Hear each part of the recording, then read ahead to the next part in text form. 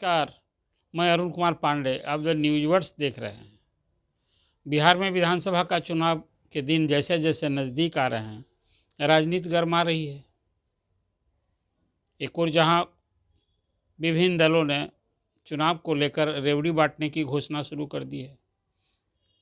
कोई सत्ता में आएंगे तो हम क्या करेंगे, करना भी चाहिए। अब तो ये परिपाटी हो गई है ना कि चुनाव के पहले जनता को यदि साधना है तो उसके लिए कुछ तो करना ही होगा। तो इसकी शुरुआत राजद ने कर दी। तेजस्वी यादव ने कई घोषणा कर दी है कि भाई सत्ता में आए तो 200 यूनिट फ्री बिजली देंगे। वृद्धावस्था पेंशन जो भी 400 रुपये मिलते हैं उसको 1500 रुपये कर देंगे। और माँ बहिना सम्मान योजना शुरू करेंगे जिसमें 2500 रुपये देंगे मासिक। अभी 3 ही महत्वपूर्ण घोषणा हुई है। अभी देखिए जैसे जैसे नज़दीक चुनाव आते जाएंगे तभी कई इस तरह की घोषणाएं होंगी। अब राजद को सत्ता में आने की ललक है, होना भी चाहिए। 2 बार तो डिप्टी सीएम हो चुके हैं तेजस्वी यादव, इस बार मुख्यमंत्री बनना है। पिछली बार तो चंद वोट से पिछड़ गए थे, मतलब विधायकों की संख्या 5-7 और हुई रहती तो राजद को सत्ता मिली होती। खैर, अभी नवंबर 2025 में चुनाव होना है। अब नीतीश कुमार फिर सत्ता में आने के लिए सब कुछ करेंगे। बीजेपी ने तो पहले ही घोषणा कर रखी है कि 2025 का भी चुनाव नीतीश कुमार के नेतृत्व में लड़ा जाएगा। जब नीतीश जी राजद के साथ थे तो उन्होंने घोषणा कर दी थी कि 2025 का चुनाव तेजस्वी यादव के नेतृत्व में लड़ा जाएगा। स्पष्ट था कि मुख्यमंत्री नीतीश कुमार नवंबर 2025 तक ही सीएम रहते। लेकिन बीजेपी के साथ आने के बाद एक बड़ा फायदा हो गया। एक तो बिहार में डबल इंजन की सरकार बन गई और नीतीश कुमार के लिए कि आगे भी 11वीं बार सीएम बनने के लिए अभी ये स्कोप मिल गया। अब तो जनता पर निर्भर करता है कि जनादेश क्या होता है। अब चुनाव के पहले आज मुख्य रूप से चर्चा करनी थी कि अब यात्रा की सियासत शुरू हो गई है। नीतीश कुमार की तो भी पहचान न हो गई है, हर चुनाव के पहले वो जिलों की यात्रा पर करते हैं। आपको याद होगा 2005 जुलाई महीने में वो पहली बार शुरू की थी उन्होंने न्याय यात्रा, और तब से कई यात्रा शुरू किए। हर चुनाव के पहले तो करते ही थे यात्रा, उसमें कभी विकास यात्रा, विश्वास यात्रा, सेवा यात्रा, धन्यवाद यात्रा, अधिकार यात्रा, यात्राओं के अलग अलग नाम देकर उनकी यात्रा। इस बार प्रगति यात्रा है। चुनाव के पहले प्रगति यात्रा पर निकले हैं और यात्रा का सब कुछ मॉडल वही है कि जिले में जाते हैं, विकास योजनाओं की उद्घाटन शिलान्यास करना, कुछ स्थल अध्ययन करना और फिर जन संवाद करना, यही तो करते हैं। तो आज नीतीश कुमार की प्रगति यात्रा की आज शुरुआत हो गई। पहले इस यात्रा का नाम महिला संवाद यात्रा, महिला संवाद कार्यक्रम रखा गया था। अब उसमें लालू प्रसाद जो राजद के अध्यक्ष हैं उन्होंने इस पर बड़ी चुटकी ले ली, कह दिया था कि भाई नीतीश कुमार तो आंख सेकने के लिए निकल रहे हैं। अब एक अलग विवाद हो गया, क्या इसके पीछे उनकी मंशा थी, क्या ध्येय था, क्या कुछ कहना चाहते थे, एक अलग विषय है। तो अब मुख्यमंत्री की यात्रा का नाम ही बदल गया, प्रगति यात्रा। तो आज जो उनकी शुरू यात्रा हुई आज पश्चिम चंपारण से वाल्मीकि नगर आज पहुंच गया, आज रात्रि विश्राम वहीं कर रहे हैं। और एक बात उन्होंने किया, आज एक सौगात दी वाल्मीकि नगर को कि वहाँ लव कुश पार्क की एक सौगात दी है कि वहाँ का पार्क जो है ना वो लव कुश के नाम से होगा। एक बात उन्होंने आज की है। कल मोतिहारी जाएंगे और फिर इसके बाद पटना लौट आएंगे। 25 तारीख को क्रिसमस है ना, तो उस दिन यात्रा नहीं होगी। फिर 26 को शिवहर सीतामढ़ी जाएंगे, 27 को मुजफ्फरपुर जाएंगे और 28 को वैशाली जाएंगे। ये पहले चरण का कार्यक्रम उनका है। फिर दूसरे चरण के कार्यक्रम की भी घोषणा मुख्यमंत्री की हो गई है कि दूसरे चरण में नए साल में कहाँ कहाँ जाएंगे। तो फिलहाल जो घोषणा हुई है कि 4 जनवरी को नीतीश कुमार गोपालगंज जाएंगे, फिर 7 जनवरी को सिवान जाएंगे, 8 जनवरी को सारण जाएंगे, 11 जनवरी को दरभंगा जाएंगे, 12 जनवरी को मधुबनी जाएंगे और 13 जनवरी को समस्तीपुर जाएंगे और वहीं से फिर पटना लौट आएंगे। फिलहाल 2 चरण का कार्यक्रम तय हो गया है।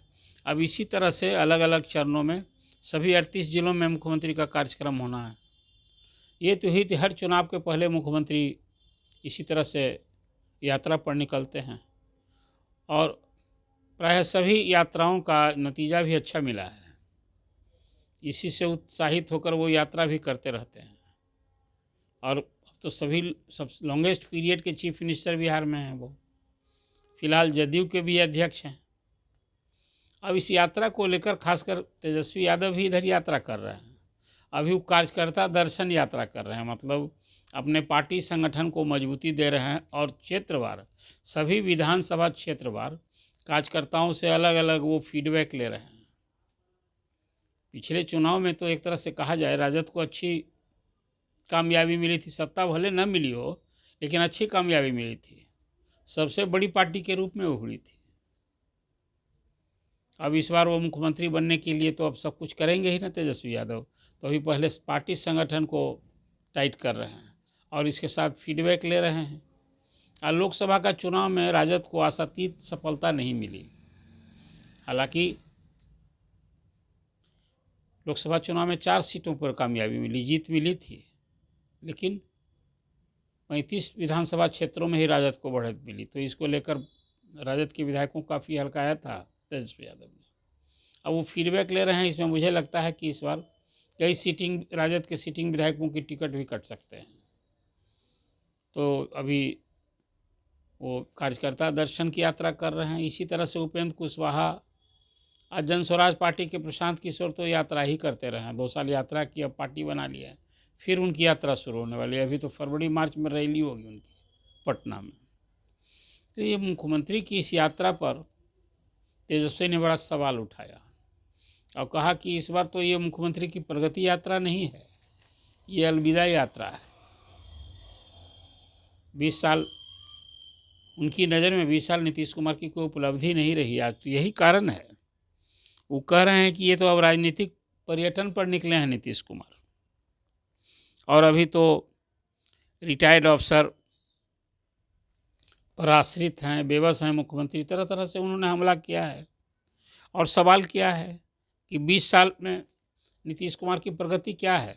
आज भी प्रति व्यक्ति आय के मामले में बिहार में सबसे कम है। ये क्यों है कम?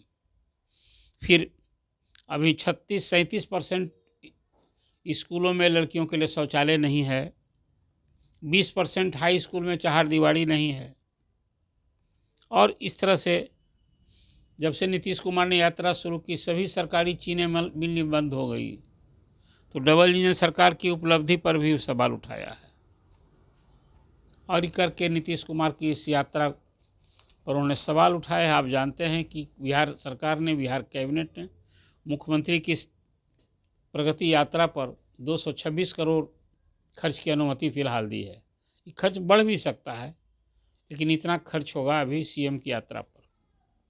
अभी हेलीकॉप्टर से जाना, फिर उसी रात लौट आना, फिर दूसरे दिन जाना, फिर प्रवास पर, उनकी तैयारी पर सारे कार्यक्रम होने, फिर अधिकारियों की कम से कम 1.5 दर्जन 2 दर्जन अधिकारी जा रहे हैं।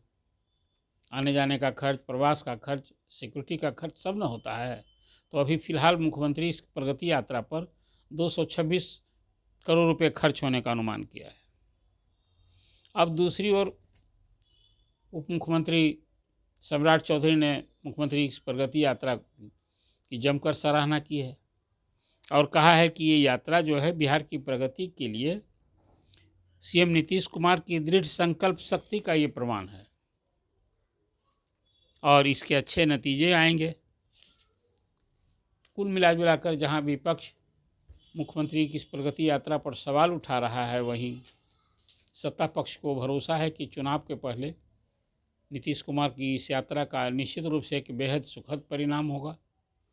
और दूसरी ओर आप सभी जानते हैं कि एनडीए एकजुट होकर इस बार चुनाव लड़ना। भी तो जनवरी से ही एनडीए के सारे घटक दल का एक संयुक्त अभियान चलना है।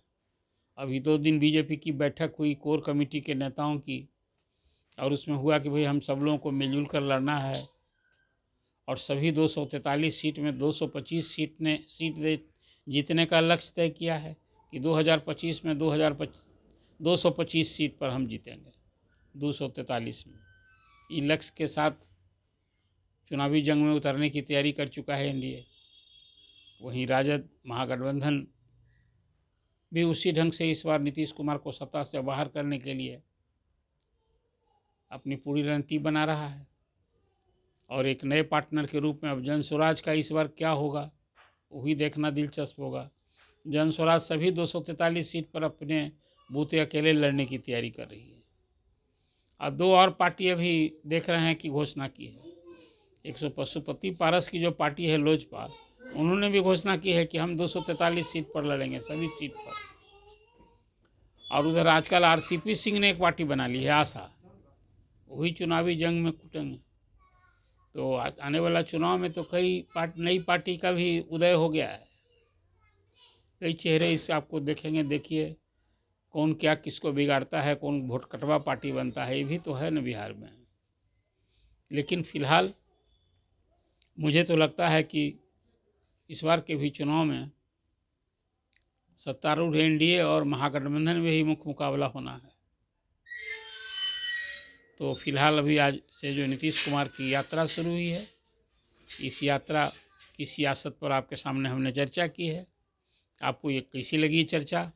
आप क्या सोचते हैं? ऐसी यात्राओं से किसको लाभ होगा? क्या इससे एनडीए की चुनावी बैतरनी पार लगेगी? नीतीश कुमार से जो लोगों की उम्मीदें जगी थी वो क्या पूरा होगा? अभी तो मुद्दों की अलग बात होनी है। एक दिन मुद्दों पर भी चर्चा करेंगे कि इस बार बिहार में चुनावी मुद्दा क्या होगा। ये मुद्दों की तो भरमार है, लेकिन अभी यात्रा की जो सियासत शुरू हुई है उसको लेकर जो वार पलटवार है, इसकी चर्चा आपके सामने की है। तो ये चर्चा आपको कैसी लगी? आप अपना कमेंट कीजिए, लाइक कीजिए और हमारे इस चर्चा को आप दूसरे को भी शेयर कीजिए। दी न्यूज़ वर्ड्स को सब्सक्राइब कीजिए। धन्यवाद।